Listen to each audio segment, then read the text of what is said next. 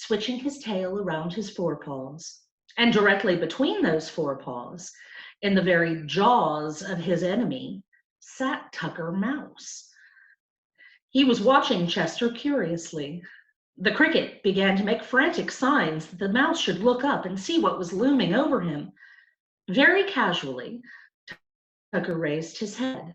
The cat looked straight down on him. "Oh, him," said Tucker, chucking the cat under the chin with his right front paw. "He's my best friend. Come on out of the matchbox." Chester crept out, looking first at one and then the other. "Chester, meet Harry Cat," said Tucker. "Harry, this is Chester. He's a cricket." "I'm very pleased to make your acquaintance," said Harry Cat in a silky voice. "Hello," said Chester. He was sort of ashamed because of all the fuss he made. I wasn't scared for myself, but I thought cats and mice were enemies." "Yeah, in the country, maybe," said Tucker. "But in New York, we gave up those habits long ago. Harry's my oldest friend. He lives with me over in the drain pipe. How was scrounging tonight, Harry?" "Not so good," said Harry Cat. "I was over in the ash cans on the east side, but those don't throw out as much garbage as they should." "Chester, make the noise again for Harry," said Tucker Mouse. Chester lifted the black wings that were carefully folded across his back. Quick, expert stroke drew the top one over the bottom one. A thrum echoed through the station. "Lovely, so lovely," said the cat. "This cat has talent." "I thought it was like singing, but you do it like playing a violin, with one wing on the other?" "Yes," said Chester. "These wings aren't much good for flying, but I prefer music and rapid chirps." Tucker Mouse and Harry Cat smiled at each other. "It makes me want to purr to hear it," said Harry. "Some people say a cricket goes chee, chee, chee," explained Chester, "and others say threep, threep, threep. But we crickets don't think it sounds like either one of those." "It sounds to me as if you were going crick, crick, crick," said Harry. "Maybe that's why they call him a cricket," said Tucker. They all laughed. Tucker had a high, squeaky laugh that sounded as if he were hiccuping. Chester was feeling much happier now. The future did not seem nearly as gloomy as it had over in the corner. "Are you going to stay a while in New York?" asked Tucker. "I guess I'll," said Chester. "I don't." "Well, we could always take you to Grand Central, going back to Connecticut," said Tucker. "But why don't you give the city a try? Meet new people, see new things. Mario likes you very much." "Yes, but his mother doesn't," said Chester. "She thinks I carry germs." "Germs," Tucker said scornfully. "She wouldn't know a germ if one gave her a black eye. Pay no attention." "Too bad you couldn't have found more successful friends," said Harry Cat. "I fear for the future of this newsstand." "It's true," Tucker said sadly. "They're going broke fast." He jumped up on a pile of magazines and read off the names in the half-light that slanted through the cracks in the wood cover. "Art News, Musical America, read them but a few long hairs." "I don't understand the way you talk," said Chester. Back in the meadow, he had listened to bullfrogs and woodchucks and rabbits and even a few snakes, but he had never heard anyone speak like Tucker Mouse. "What's a long hair?" Tucker scratched his head and thought a moment. "A refined person," he said. "You take an Afghan hound. That's a long hair." Do Afghan hounds read musical America? Asked the cricket. Yeah, they would if they could, said Tucker. Chester shook his head. I'm afraid I won't get along in New York, he said. Ah, sure you will, squeaked Tucker Mouse. Harry, suppose we take Chester up and show him Times Square. Would you like that, Chester? I guess so, said Chester, although he was really a little leery of venturing out into New York City. The jumped down to the floor. The crack in the side of the newsstand was just wide enough for Harry to get through.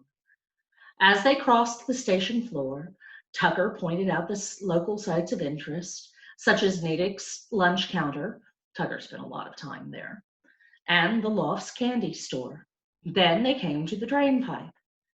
Chester had to make short little hops to keep from hitting his head as they went up. There seemed to be hundreds of twistings and turnings, and many pipes opened off the main route, but Tucker Mouse knew his way perfectly, even in the dark. At last, Chester saw light above them. One more hop brought him out onto the sidewalk, and there he gasped, holding his breath and crouching against the sidewalk.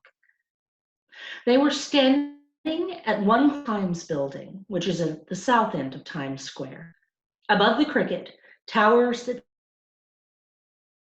seemed like mountain night sky.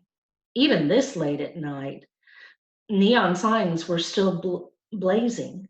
Reds, blues, greens, and yellows flashed down on him. And the air was full of the roar of traffic and the hum of human beings. It was as if Times Square were a kind of shell, with colors and noises breaking in great waves beside it. Chester's heart, and he closed his eyes. The sight was too terrible and yet too beautiful for a cricket who up until now had measured high things by the height of his willow tree and sounds by the burble of a running brook. How do you like it? Asked Tucker Mouse. Well, it's quite something, Chester stuttered. You should see it on New Year's Eve, said Harry Cat. Gradually, Chester's eyes got used to the light. He looked up, and way far above them, above New York and above the whole world, he made out a star that he knew was a star he used to look at back in Connecticut. When they had gone down to the station and Chester was in the matchbox again, he thought about the star. It made him feel better to think that there was one familiar thing twinkling above him amidst so much that was new and strange. Chapter 5, Sunday morning. The next morning, Mario came back to the newsstand with his father. Usually he slept late on Sunday, but today he was up before either of his and Papa Bellini to hurry. They lifted the cover off the newsstand, and Mario dashed inside. He held up the matchbox and looked in. There was Chester, lying on the Kleenex. But the cricket wasn't asleep. He had been waiting for Mario. He chirped once. Papa smiled when he heard the chirp. He must like it here, he said. He didn't run away in the night. I knew he wouldn't, said Mario. For breakfast, Mario had brought a crust of bread, a lump of sugar, and a cold Brussels sprout. He wasn't quite sure what Cricket liked, so he decided to try him out on everything. Chester jumped over Mario's little finger into the palm of his hand where the food. Back in the meadow, his usual diet was grass and leaves, and every now and then a piece of tender bark. In New York, he was eating bread and candy and liverwurst, and finding them very tasty at that. When Chester had had as much as he wanted, Mario wrapped a piece of wax paper and put it inside the cash register. Then he slipped the cricket back inside the matchbox and took him over to one of the lunch counters. "Look," he said to the counterman, "this is my new pet. He's a cricket. His name was Mickey. He had red curly hair." "Yeah, that's a fine cricket," he said, peering in at Chester. "May he have a glass of water, please?" said Mario. Mickey said and gave him the glass. Mario held Chester by the hind legs and lowered him carefully until his head was just above the water. Chester dunked his head in and had a big drink. Then he pulled it out, took a breath, and went in for another. "Now, why don't you let him stand on the rim?" asked Mickey.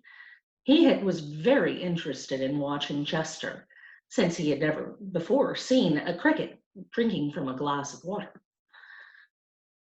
Mario on the edge of the glass and gently drew his hand away. Chester bent down to try to reach the water, but this was too slippery. He toppled in. Mario hauled him out and dried him off with a paper napkin. But Chester didn't mind the dunking. He had fallen in the brook a couple of times back in Connecticut, and he knew it would take him a while to get used to city life, drinking out of glasses. "Hey, would the cricket like a soda?" asked Mickey. "Very much, I think," said Mario. "What flavor?" Mickey asked. Mario thought a minute. Strawberry, I guess," he answered. That happened to be his own favorite flavor. Mickey took a tablespoon and strawberry syrup into it. Then he added a drop of cream, a squirt of soda water, and a dip of ice cream about as big as your fingernail. That is how you make cricket strawberry soda. He also made one for Mario, a little larger than Chester's, but too big because it was free. When their sodas were gone, Mickey took a paper cup and wrote "Cricket" on it. "This is his own cup," he said to Mario. "You can come over and get fresh water anytime you want." "Thanks, Mickey," said Mario. He put Chester back in the matchbox. "I've got to go get him a house now." "Bring him back soon," Mickey called after him. "I'll make him a sundae, too." At the newsstand, Papa Bellini was talking to Mr. Smedley. Mr. Smedley was the best customer the Bellinis had. He was amused to buy Musical America at 10:30 in the morning on the last Sunday of every month on his way home from church. No matter what the weather was like, he always carried a long, neatly wrapped umbrella. As usual, Papa talking about opera. More than anything else, the Bellini liked Italian opera. Every Sunday during the winter, when the opera was broadcast, they would sit clustered around the radio in the newsstand, streaming music above the din of the subway station. "Good morning, Mr. Smedley," said Mario. "Guess what I have?" Mr. Smedley couldn't guess. "Cricket," said Mario, and held Chester for the music teacher to see. "Oh, how delightful," said Mr. Smedley. "What a enchanting little creature." "Do you want to?" asked Mario. Mr. Smedley shrank. "Oh, I don't think so. I was stung by a bee when I was 8 years old, and since then I've been a little timid about insects." "He won't sting you," said Mario. He tipped the matchbox up, and Chester fell out into Mr. Smedley's hand. It made the music teacher shiver to feel him. "I heard him chirping last night," said Mario. "Oh, do you think he'd chirp for me?" asked Mr. Smedley. "Maybe," said Mario. He put Chester on the counter and said, "Chirp, please." And then, so Chester couldn't misunderstand, he made a chirping noise himself. It didn't sound much like a cricket, but Chester got the idea. He uncrossed his wings and made a real chirp. Papa and Mr. Smedley exclaimed with delight. That was a perfect middle C, said Mr. Smedley. He raised his hand like an orchestra conductor, and when he lowered it, Chester chirped on the downbeat. Do you want to give him music lessons, Mr. Smedley? Mario asked. What could I teach him? Said Mr. Smedley. He's already been taught by the greatest teacher of all, Mario, nature himself. She gave him his lovely wings to rub together and the instinct to make such lovely sounds. I could add nothing to the genius of this little black Orpheus. Who was Orpheus, Mr. Smedley? Asked Mario. Orpheus was the greatest musician who ever lived, said the music teacher. Long, long ago, he played on a harp, and he played it so beautifully that not only human beings, but animals, and even the rocks and trees and waterfalls stopped their work to listen to him. The lion left off chasing the deer, the rivers paused in their courses, and the wind held its breath. The whole world was silent.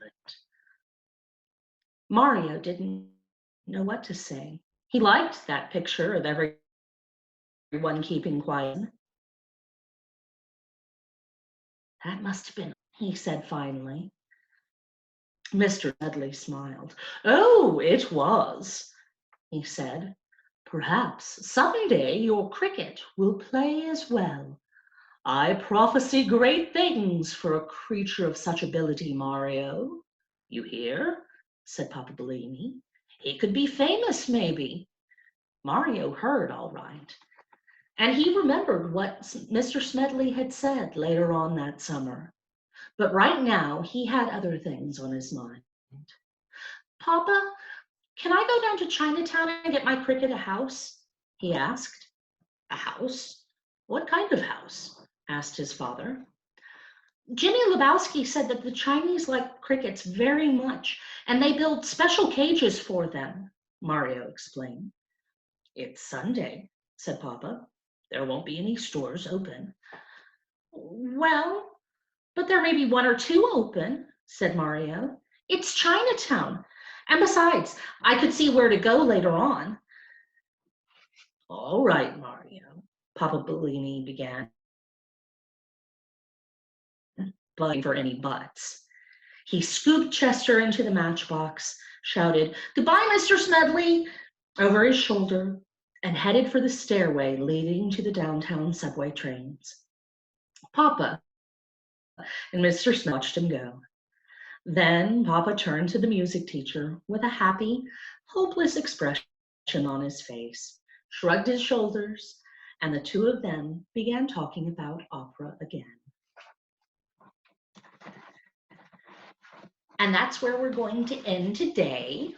The next chapter is longer, so we'll get to it tomorrow.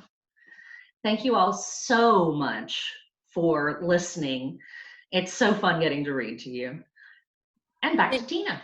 Great. Thank you, Lee.